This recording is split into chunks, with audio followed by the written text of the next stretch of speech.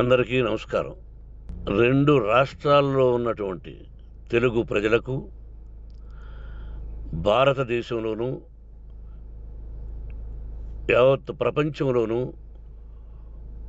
ఉన్నటువంటి తెలుగు, మిగతా భాషలలోని అభిమానులకు, నా శ్రేయోభిలాషులకు, ఆత్మీయులకు, ప్రజాప్రతినిధులకు, 2 రాష్ట్రాల ముఖ్యమంత్రులకు, మీడియా ప్రతినిధులకు నా హృదయపూర్వక నమస్కారాలు. గత 4 రోజులుగా ఏమేమి జరుగుతున్నదని అందరికీ తెలుసు.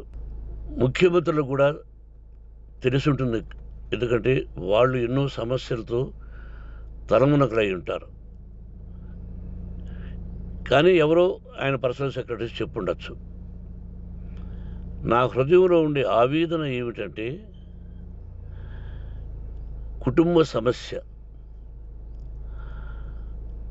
సమస్యల్లో ఎవరైనా పర్మిషన్ లేకుండా ఇతరులు జోక్యం చేసుకోవచ్చా?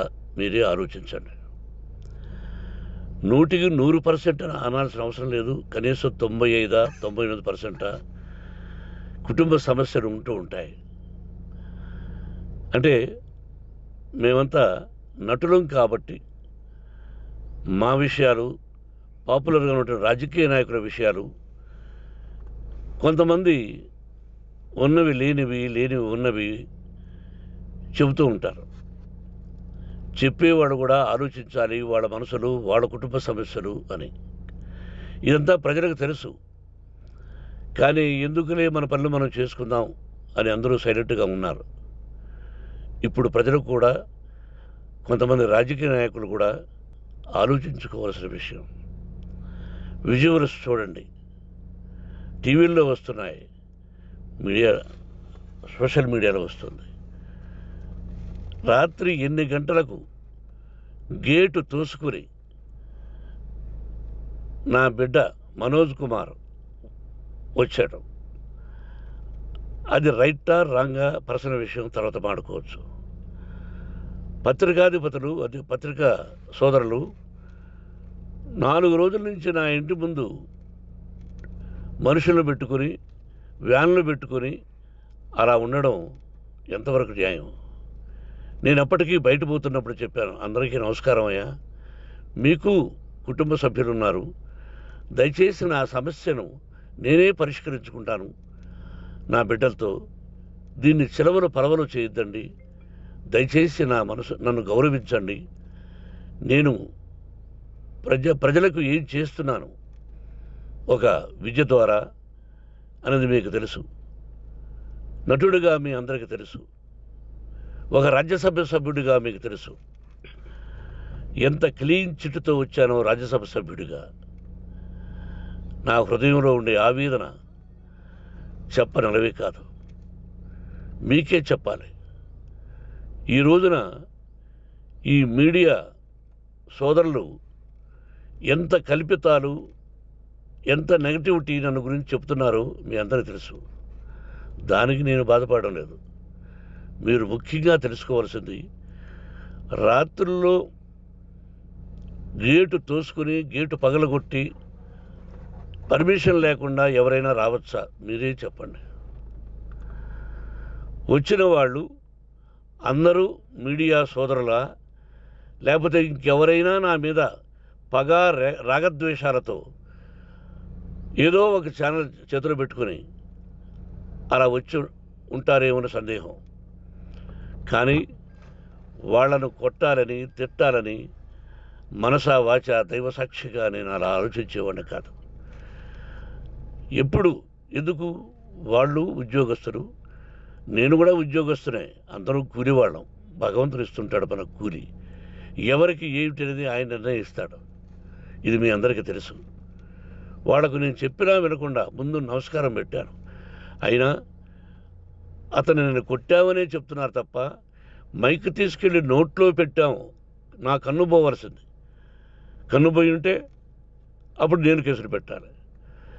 నా కన్ను పోలేదు, కొంచెం తగిలింది కంటి కింద, నేనే ఎస్కేప్ అయ్యాను. లేకపోతే నా జీవితం గుడ్డిదయ్యేది. అతనికి తల కాదు చెంప మీద తగిలిందన్నారు. ఓకే, ఆ చీకట్లో ఎలా జరిగిందన్నది వాస్తవమే. మైకు లాక్కోవడం, వాడు నన్ను కేకలేయడం, ఆ దీనిలో ఘర్షణ జరిగింది. నేను కొట్టిన దెబ్బ అతనికి తగిలింది అన్నారు. దానికి హృదయపూర్వకంగా బాధపడుతున్నా. అతను నాకు తమ్ముడే. ఒక తల్లి బిడ్డలం కాకపోయినా I love them, I like them. అటువంటిది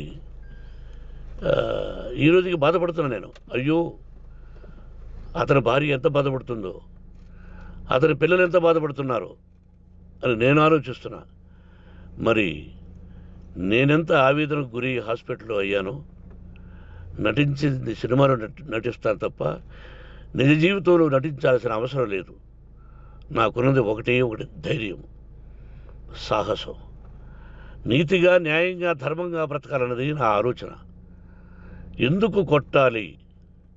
గేటు బయటుండి నేనేమైనా అసభ్యకరంగా వాళ్ళని కొట్టుంటే డెఫినెట్గా నా మీద 50 కేసులు కాదు 100 కేసులు పెట్టి నన్ను అరెస్ట్ చేయొచ్చు. లేకపోతే నేనే పోలీస్ స్టేషన్ పోయి, అయ్యా, ఆవేశంలో నా ఇంటి బయట ఉన్న వాళ్ళను కొట్టాను, నాది తప్పే అని పోలీస్ స్టేషన్కి ధైర్యంగా పెడతాను. కానీ ఇంటి లోపలికి వచ్చి నా ఏకాగ్రతను, నా మనశ్శాంతిని భగ్నం చేశాడు. ఆల్రెడీ నా బిడ్డ చేస్తున్నాడు. అయినా నీ కన్నబిడ్డ, ఎప్పటికీ నీ కన్నబిడ్డే.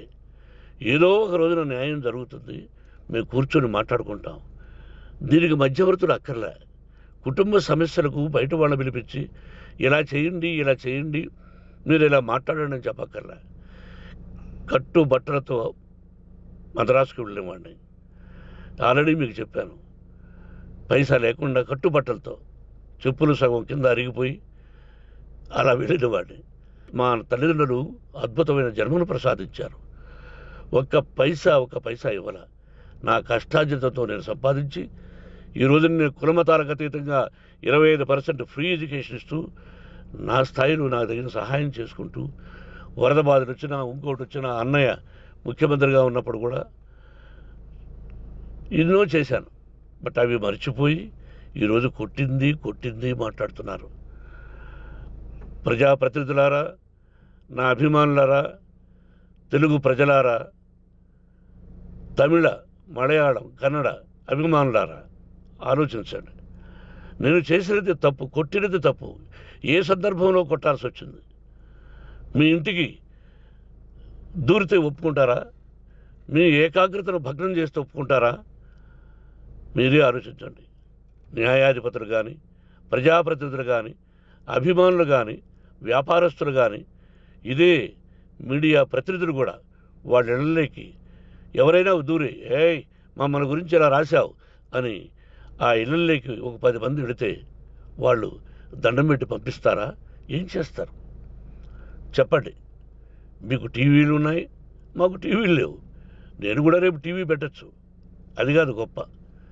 నా హృదయపూర్వకంగా చెప్తున్నా. అతని మనసును బాధ పెట్టినా, అతను గాయమైన దానికి చాలా చింతిస్తున్నాను. చింతించే లాభం ఏమిటండి అంటే, మరి ఏం చేయాలి? మీరు చేసిందంటే మళ్ళీ చెప్తున్నా. అసలు అతను నిజంగా జర్నలిస్టా కాదా అని ఆ చీకట్లో నాకు ఎలా తెలుస్తుంది? టీవీ 9 అని నాకు ఎలా తెలుస్తుంది? ఏదో ఒక కంటి మీదకి ఒక మైక్ వచ్చింది, దానికి అబక్కం లాక్కున్నాను. ఇది వాస్తవమే, అసత్యం కాదు. అది టీవీ 9, ఆ టీవీ 9 మైక్నే లాక్కోవాలి. అది ఏంటండి? నేనేమన్నా మూర్ఖుడినా? వాళ్ళందరూ నాకు కావలసిన వాళ్ళే. ఈ రోజున ఆ రజనీకాంత్, అతను కూడా ఎన్నో ఫోన్లు నేను చాలా సందర్భాల్లో మాట్లాడున్నాను. ఇట్స్ లైక్ మై సన్నా, లేకపోతే బ్రదరా, అలా ఉంటాం. మరి ఈ విషయంలో మాత్రం మీరు అందరూ అంటే మీరు చేసినది తప్పు అని మీరు ఒక్కరు అనలేదే. కానీ జర్నలిస్టు సోదరులు, ఒక ఆడపడుచు, దాదాపు ఒక 5-6 మంది ఆడపడుచులు, ఒక 5-6 మంది సోదరులు, వాళ్ళందరూ మాట్లాడారు. కొట్టడం తప్పైనా ఏ సందర్భంలో కొట్టవలసి వచ్చింది, ఇవన్నీ క్లియర్గా మాట్లాడారు. ఆయన్ని మీరు చెప్పరు. కాబట్టి పైన భగవంతుడు చూస్తున్నాడు. పోలీస్ అంటే నాకు ఇష్టం. ప్రజలను కాపాడవలసిన బాధ్యత వాళ్ళది, రక్షణ కల్పించవలసింది. నా విద్యాలయానికి కూడా ఐపీఎస్లు ఐఏఎస్లు అయిన విద్యార్థులు ఉన్నారు. వాళ్ళకు న్యాయం ధర్మం నేర్పించి పంపించాను నా ఇన్స్టిట్యూషన్లో. But they are perfect. కొంతమంది ఐపీఎస్లు ఐఏఎస్లు డీసీపీలు ఇలా చాలామంది ఉన్నారు. బట్ ఎక్కడెక్కడో పనిచేస్తున్నారు. వాడు నా బిడ్డలు. మరి వాళ్ళు కూడా పోలీసు ఉద్యోగస్తులే కదా, న్యాయంగా ఉన్నారు కదా. కానీ ఇక్కడ మాత్రం ఏకపక్ష నిర్ణయం ఏమి చేస్తున్నారో మీరే ప్రజలారా చూడండి, ఆలోచించండి. నేను న్యాయమా అన్యాయమా, నేను చేసింది న్యాయమా అన్యాయమా, మీరే ఆలోచించండి. నా ఇంటికి తలుపులు బద్దలు కొట్టి రావడం న్యాయమా, మీరే చెప్పండి. ఎల్లప్పుడూ మీ ఆశీస్సులు కోరుకునే మీ మోహన్ బాబు. నమస్కారం.